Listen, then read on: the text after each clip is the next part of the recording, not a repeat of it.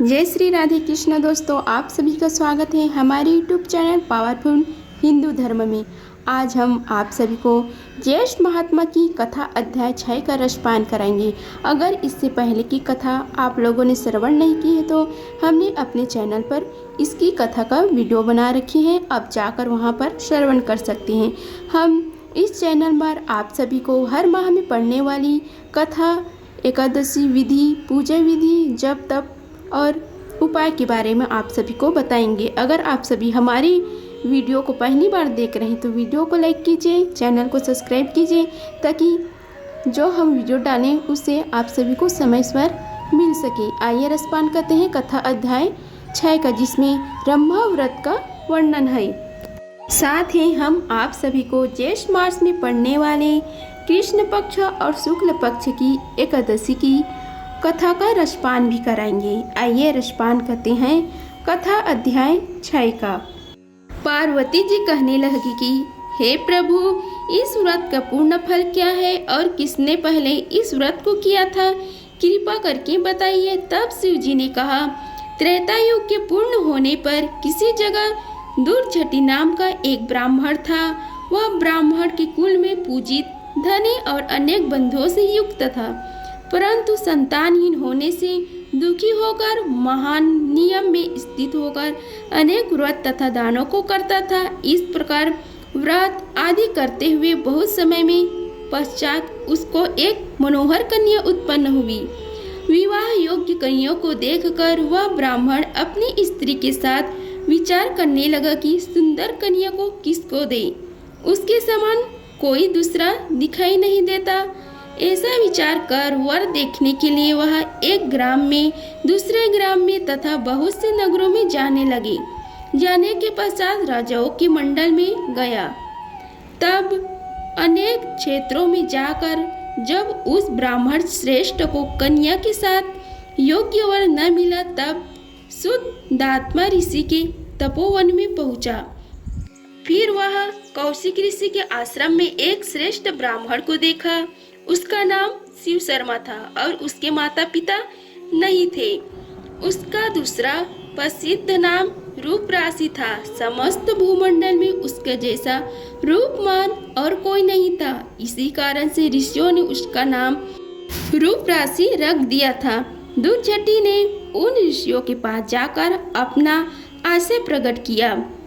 ऋषियों द्वारा विवाह प्रस्ताव का अनुमोदन करने पर शिव शर्मा को साथ लेकर हर्ष से पल्लवित होकर नगर को आया और समस्त बहुजन को एकत्रित करके कन्या का विवाह शिव शर्मा के साथ कर दिया। पास ही रहने के लिए उसको घर दिया, गोधन और अनेक प्रकार की भेंट दिए तथा दूसरे ब्राह्मण को भी बहुत सी दक्षिणा दी।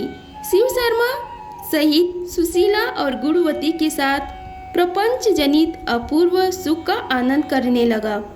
इसके बहुत समय पश्चात काल से प्रेरित वह शिव शर्मा ब्राह्मण समिधा के नियमित वन को गया और उस वन में एक वृक्ष की छाया में जाकर बैठ गया।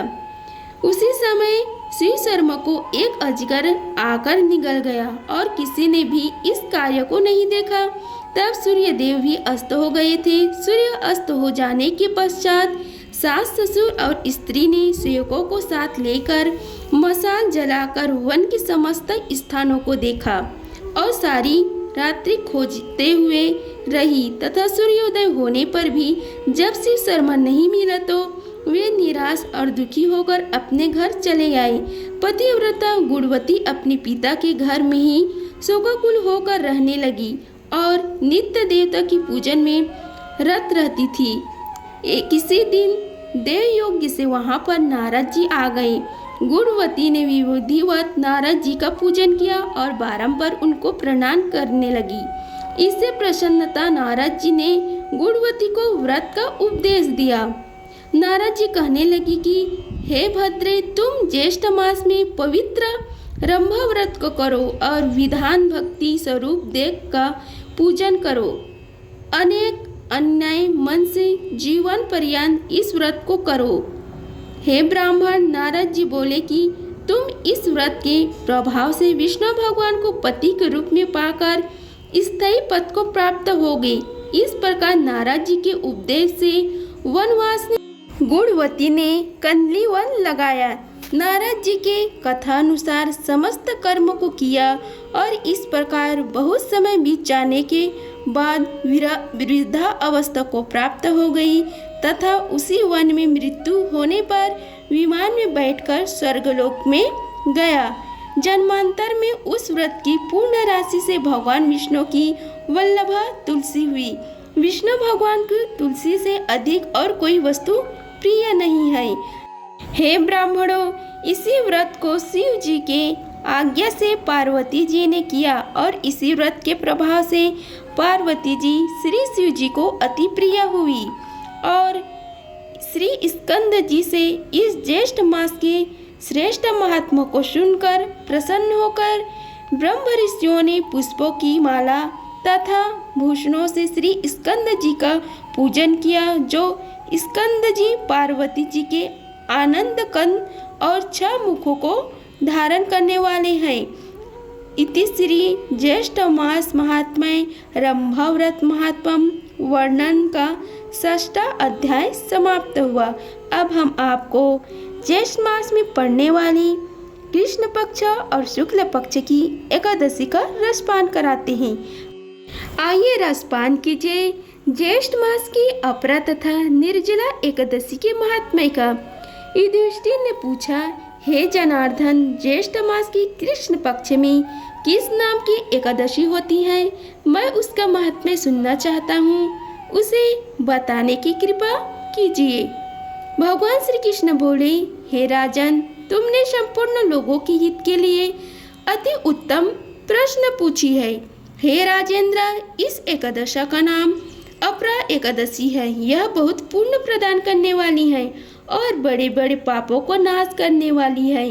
ब्रह्म हत्या से दबा हुआ, गोत्र हत्या करने वाले, गर्भस्थ बालक को मारने वाले, पर निंदक तथा पर स्त्री लपट पुरुष भी अपरा एकादशी सेवा में से निश्चित ही पाप रहित हो जाता है। जो झूठी गवाही देता है, माप तोल में धोखा देता है, नक्षत्रों का गणना करता है और कूटनीति से और वेद का ज्ञाता बनकर वैद्य का काम करता है, ये सब नरक में निवास करने वाले प्राणी हैं। परंतु अपरा एकादशी के सेवन से सभी पाप रहित हो जाते हैं। यदि क्षत्रिय छात्र धर्म का परित्याग करके युद्ध में भागता है तो वह क्षत्रियोचित धर्म से भ्रष्ट होने के कारण घोर नरक में पड़ता है। जो शिष्य विद्या प्राप्त करने के स्वयं ही गुरु की निंदा करता है, वह भी महापापों से युक्त होकर भयंकर नरक में गिरता है। किंतु अपरा एकादशी से सेवन से ऐसे मनुष्य भी सद्गति को प्राप्त होते हैं।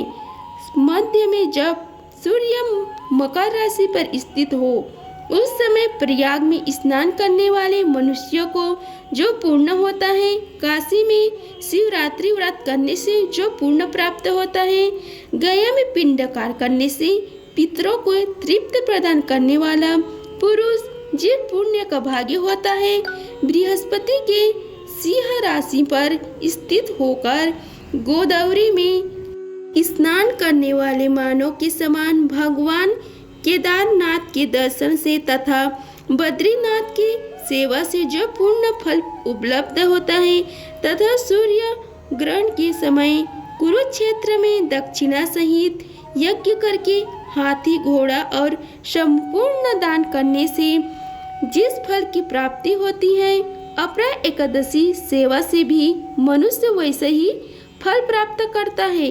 अपरा को उपास करके भगवान वामन की पूजा करने से मनुष्य पापों से मुक्त हो श्री विष्णु को प्रतिष्ठित होता है।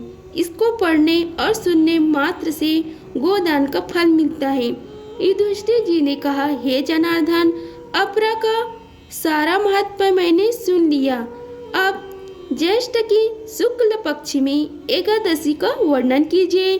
भगवान श्री कृष्ण बोले, हे राजन, इसके वर्णन परम धर्मात्मा सत्यवती नंदन व्यास जी करेंगे, क्योंकि ये संपूर्ण शास्त्रों के ज्ञाता और वेद वेदांतों के पारंगत विद्वान हैं। वेद व्यास जी कहने लगे कि दोनों ही पक्षों की एकादशी भोजन न करें, द्वादशी ध्यान आदि से पवित्र हो, फूल से भगवान केशव पूजा करके निष्कर्म समान होने के पश्चात पहले ब्राह्मणों को भोजन देकर अंत में स्वयं भोजन करें।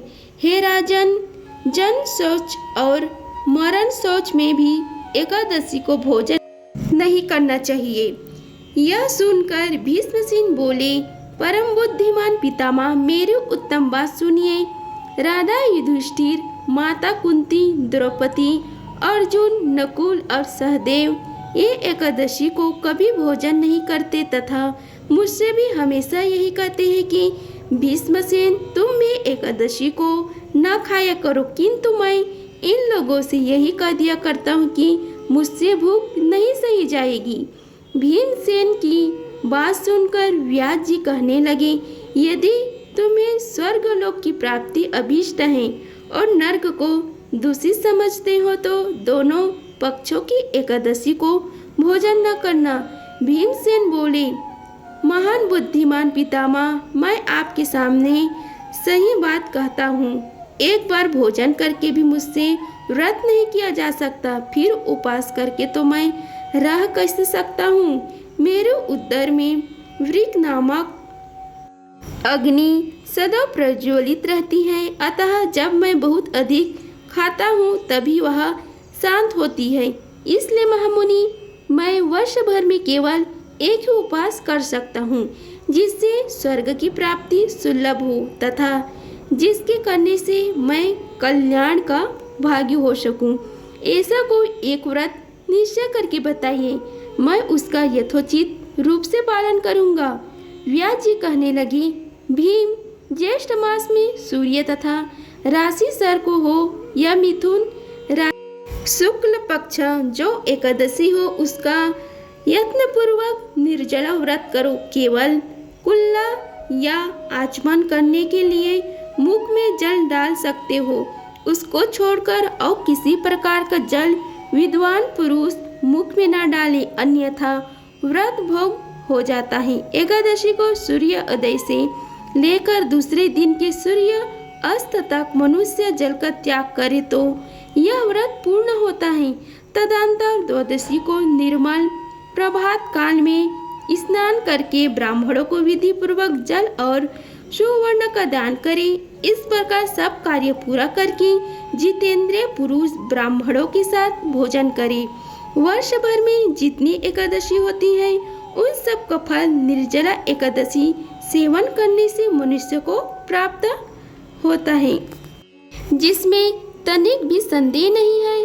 शंख चक्र और गदा धारण करने वाले भगवान श्री हरि ने मुझसे कहा था कि यदि मानव सबको छोड़कर एकमात्र मेरी शरण में आ जाए और एकादशी को निराहार रहे तो वह सब पापों से छूट जाता है।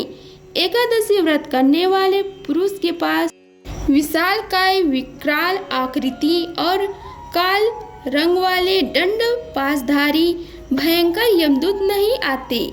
अंतकाल में पीताम्बरधारी, सौम्य स्वभाव वाले, हाथ में सुदर्शन धारण करने वाले और मन के समान विवेकशाली विष्णु दूत आकर इस वैष्णव पुरुष को भगवान विष्णु के धाम में ले जाते हैं।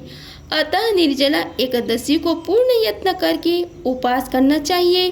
तुम भी सब पापों के शांति के लिए यत्न के साथ उपवास और श्री हरि का पूजन करो।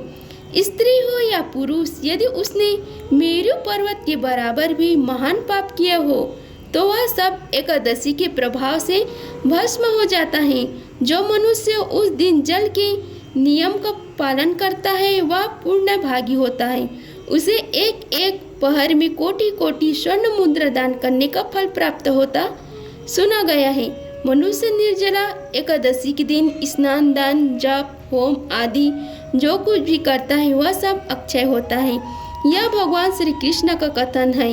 निर्जला एकादशी को विधि पूर्वक उत्तम रीति से उपवास करे, मानव वैष्णव पद को प्राप्त कर लेता है। जो मनुष्य एकादशी के दिन अन्न खाता है वह पाप भोजन करता है। इस लोक में वह चंडाल के समान है और मरने पर दुर्गति को प्राप्त होता है। जो ज्येष्ठ शुक्ल पक्ष में एकादशी की उपवास करके दान देंगे वह परम पद को प्राप्त होंगे। जिन्होंने एकादशी उपवास किया है वे ब्रह्मतरे, सबरी, चोर तथा गुरुद्रोही होने पर भी सब पातकों को मुक्त हो जाता है।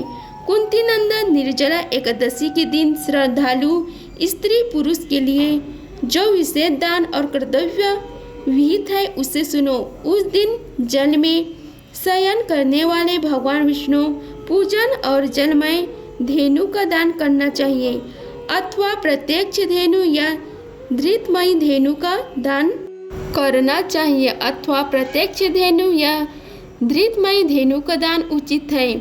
पर्याप्त दक्षिणा और भांति भांति के मित्रों द्वारा यत्नपूर्वक ब्राह्मणों को संतुष्ट करना चाहिए। ऐसा करने से ब्राह्मणों को संतुष्ट करना चाहिए। ऐसा करने से ब्राह्मण अवश्य संतुष्ट होते हैं और उनके संतुष्ट होने पर श्री हरि मोक्ष प्रदान करते हैं। जिन्होंने साम, दाम और दंड में प्रवृत्त हो श्री हरि पूजा और रात्रि में जागरण करते हुए प्रवृत्त हो इस निर्जला एकादशी व्रत किया है, उन्होंने अपने साथ ही बीती हुई 100 पीढ़ियों को और आने वाली 100 पीढ़ियों को भगवान वासुदेव परम धाम में पहुंचा दिया। निर्जला एकादशी के दिन अस्त्र, यंत्र, गौ, दल, जल, सैया, सुंदर आसन, कमंडल तथा छत्र दान करने चाहिए। जो श्रेष्ठ एवं सुपात्र ब्राह्मणों को जूता दान करता है वह सोने के विमान पर बैठकर स्वर्गलोक में प्रतिष्ठित होता है। जो इस दिन एकादशी की महिमा को भक्तिपूर्वक सुनता है तथा जो भक्तिपूर्वक उसका वर्णन करता है वे दोनों स्वर्गलोक में जाते हैं। चतुर्दश युक्त अमावस्या को सूर्य ग्रहण के समय श्राद्ध करके मनुष्य जिस फल को प्राप्त करता है वही इसके श्रवण से भी प्राप्त होता है।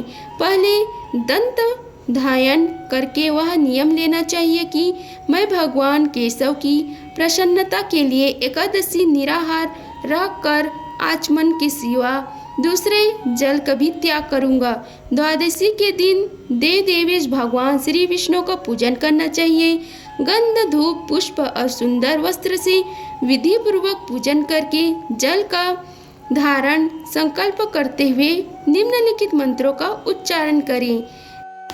देव देव ऋषिकेश संसार वर्ण तारक उत्कुंभ प्रदेनेन नैमा परम गतिम, अर्थात संसार सागर से तारने वाले देव देव ऋषिकेश इस जल के धारण का दान करने से आप मुझे परम गति को प्राप्ति कराइए। भीमसेन ज्येष्ठ मास में शुक्ल पक्ष को जो शुभ एकादशी होती है उसका निर्जला व्रत करना चाहिए तथा उस दिन श्रेष्ठ ब्राह्मणों को शक्कर के साथ जल के घड़े दान करने चाहिए। ऐसा करने से मनुष्य भगवान विष्णु के समीप पहुंचकर आनंद अनुभव करता है। तत्पश्चात द्वादशी के दिन ब्राह्मणों को भोजन कराने के बाद स्वयं भोजन करें। जो इस प्रकार पूर्ण रूप से पाप विनाशनी एकादशी व्रत करता है वह सब पापों से मुक्त हो अनामय पद को प्राप्त होता है। यह बात सुनकर भीमसेन ने भी इस शुभ एकादशी व्रत का आरंभ कर दिया। तब से यह एकादशी लोकों में पांडव द्वादशी के नाम से विख्यात होगी। अगर आप सभी को हमारी वीडियो पसंद आई होगी तो वीडियो को लाइक कीजिए, चैनल को सब्सक्राइब कीजिए और कमेंट बॉक्स में ओम नमो भगवते वासुदेवाय लिखिए। धन्यवाद। मिलते हैं अगले वीडियो में, तब तक के लिए ओम श्री विष्णुवे नमः।